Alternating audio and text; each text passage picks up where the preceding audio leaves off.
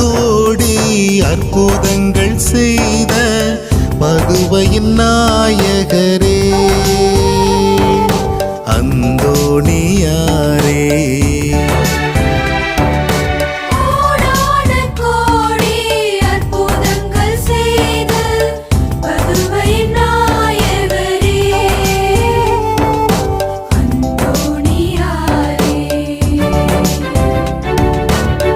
உம்முகம் கண்டிடவே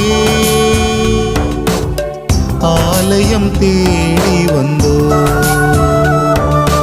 உம்மை வாழ்த்துகிறோம், உம்மை போற்றுகிறோம். அன்பாய் காத்திடுவீர், எம்மை தேற்றிடுவீர். உம்மை வாழ்த்துகிறோம்,